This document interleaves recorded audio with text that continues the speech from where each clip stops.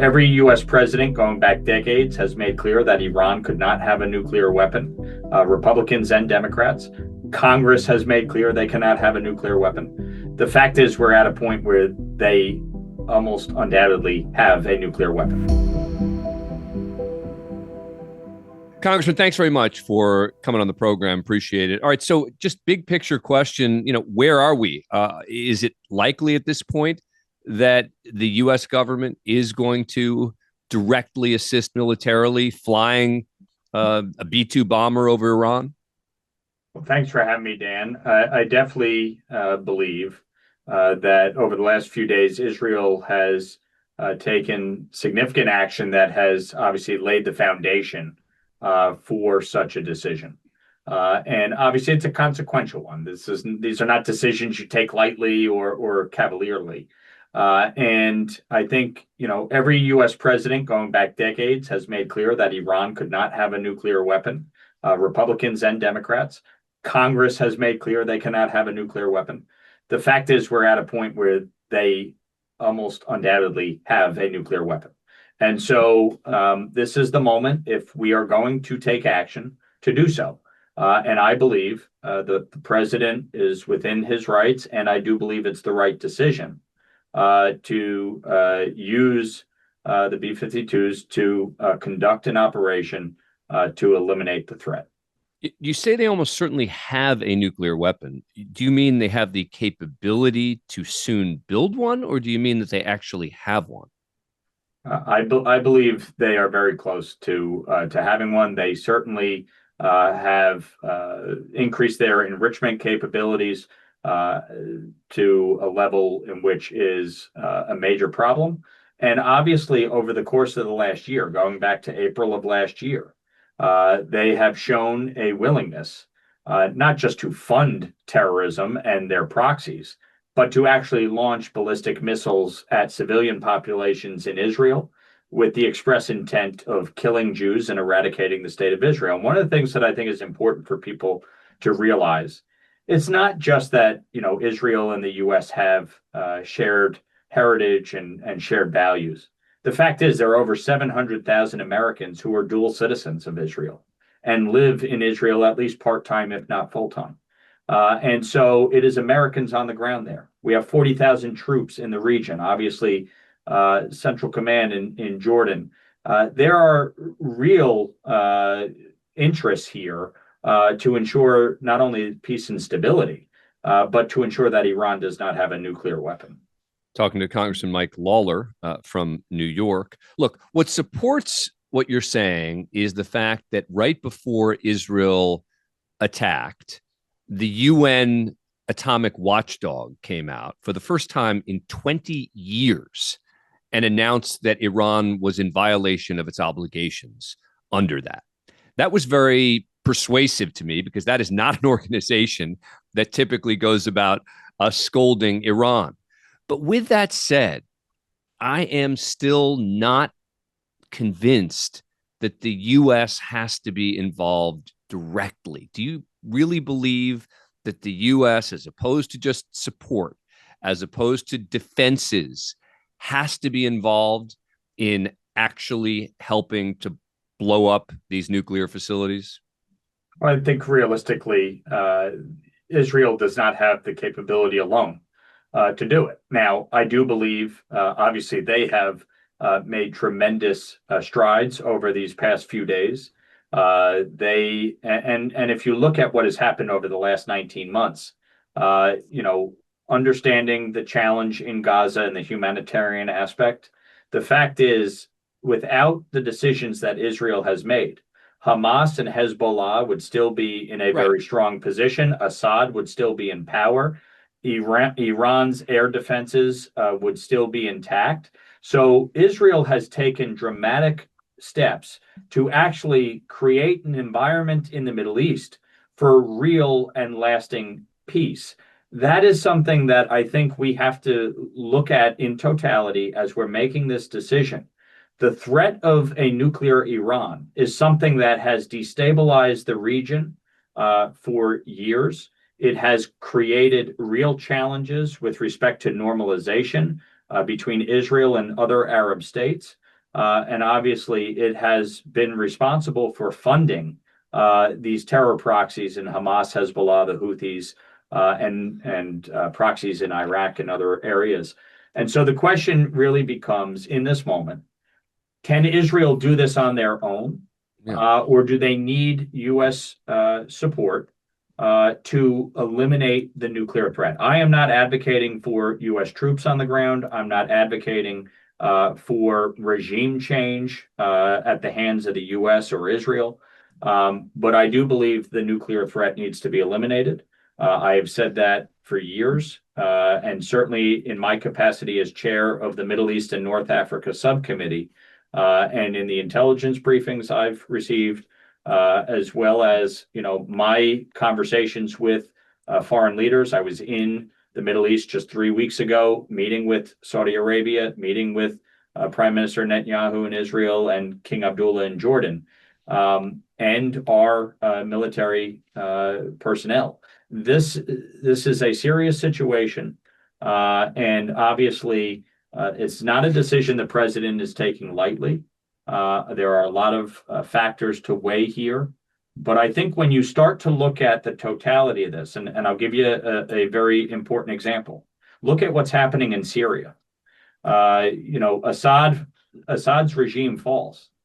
And all of a sudden you start to see the potential for change in Syria, and for an actual government that we and our allies can work with. And the Syrian government is now talking about shooting down Iranian missiles in Syrian airspace. That is a significant change. And if you have a dynamic where Russia is staying out of this, where China is, on the sidelines, this is frankly the best opportunity to eliminate the threat. And that, to me, is paramount here. Well, and your point about Russia is well taken. They're so consumed in Ukraine that the kind of defense they might have provided to Iran is not an issue. But I want to follow up on something you mentioned about Israel's ability, or in this case, inability to do this on their own. Now, couldn't Israel send in ground troops in addition to air support and do this on their own? Meaning, it's not ideal from the Israeli perspective, but is it really true that Israel literally cannot destroy this nuclear facility without U.S. help? Look, we are the only ones that have these bunker buster bombs, right, from the air. That could really eliminate the threat very quickly.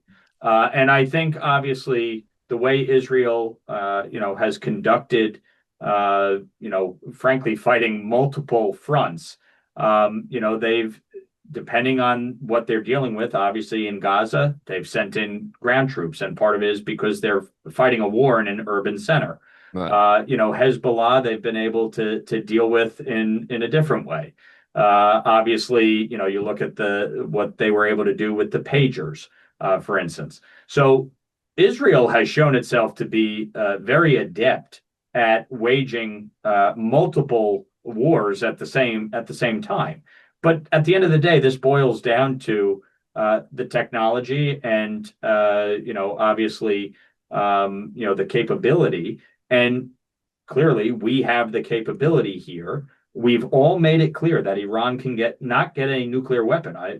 King Abdullah made that clear. Saudi Arabia made that clear. The U.S. has made that clear over and over and over, Republicans and Democrats. And so we're now at a point where a decision ultimately has to be made. Israel felt that it needed to take these steps to defend itself. As Bibi said to me when I was there just 3 weeks ago, we fight or we die. I don't think Americans or Europeans, frankly, or around the globe, others fully appreciate what Israel is constantly under threat of. When I was there, the Houthis launched a missile.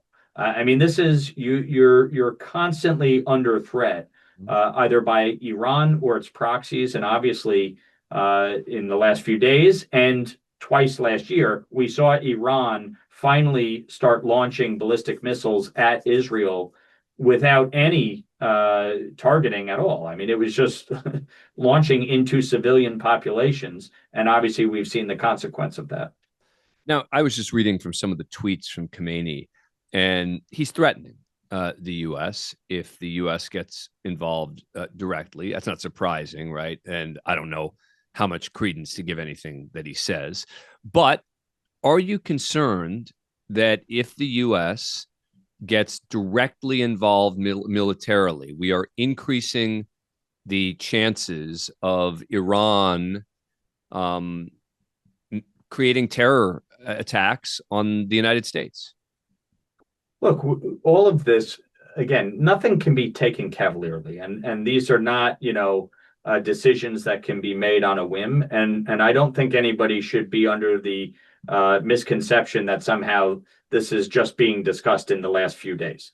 Obviously, the president gave Iran 60 days to negotiate. I think he obviously wanted to avoid any type of conflict.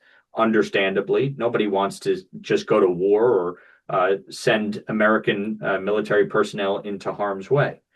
But the threat that is posed, not just by Iran, but by their partners, their allies, China, Russia, North Korea, all of this, everybody kind of looks at what's happened in Ukraine in a silo, or Israel in a silo, and Gaza in a silo. It's not. You look at China. China is the biggest purchaser of Iranian petroleum. That is what has funded their terror proxies, their ballistic missiles program, and their nuclear ambitions. Iran has provided thousands of drones to Russia to conduct in their war against Ukraine. North Korea providing troops. All of this is interconnected, and obviously the world is a tinderbox.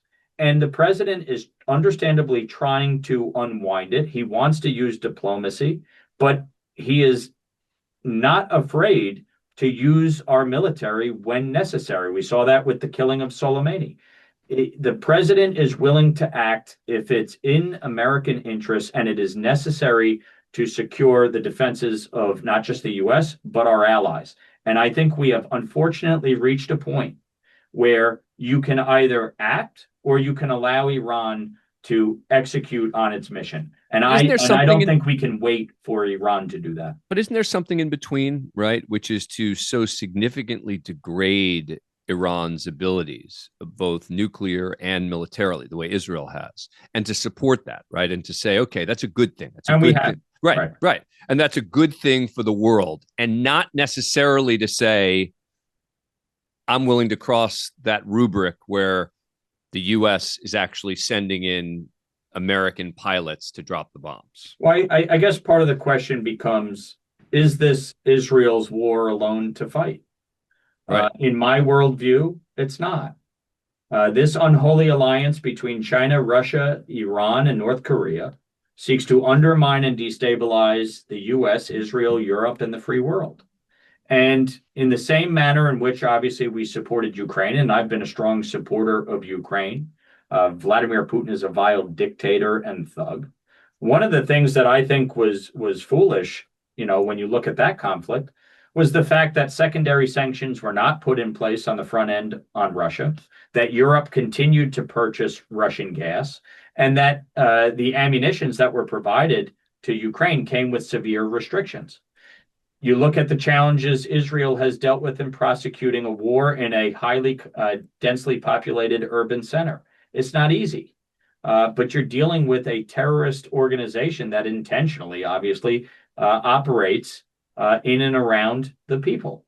Yeah. And with Iran, the challenge really becomes, do you allow them the opportunity, to strike and to use a nuclear weapon against Israel or Jordan or any of our allies in the region? And again, with 40,000 military personnel in the region and with 700,000 Americans living in Israel, that is not a risk that I am willing to take. And you have seen, obviously, over the last 19 months, Iran and its proxies willing to strike at Israel in a way they never have before. And that is something that ultimately we have to make a decision. And my view is not sending troops in, not focused on regime change, but eliminating the threat of nuclear weapons, if it is required for the U.S. to take that action to support Israel in completing that mission, then I do support that. All right, I'm going to let you go in a moment, Congressman Lawler, but one final question. You mentioned North Korea as part of this axis with Russia and China and Iran, but North Korea has nuclear weapons. Do you trust them more than you do Iran? It's certainly not a matter of trust. I think obviously they're deeply untrustworthy as well. Unfortunately, they were able to advance to the levels that they have. Obviously, South Korea, an ally, Japan, an ally, are certainly under threat. Because of North Korea's capabilities. But I think when you look at over the last few years, who has taken the steps to most destabilize the free world and to attack our allies, it is and our interests, it's Iran. And that is something that I think in this moment we have to make a determination on. Obviously, if North Korea took steps to saber rattle or to use ballistic missiles against our allies, that might change calculations that we deal with in the Indo-Pacific. But you also look at what China is doing and the movements that they have had in the Indo-Pacific and the advancements they have had and the way they have encircled Taiwan, the way they have sought to make movements into the South China Sea, using economic coercion as a means of seizing control of ports and waterways. This was what the president talked about with respect to Panama and the Panama Canal and why that mattered. So there's a lot going on here, and in the immediate, we are dealing obviously with the threat from Iran. Congressman Mike Lawler, as always, really appreciate your time. Thank you. Thanks, Dan. Appreciate it.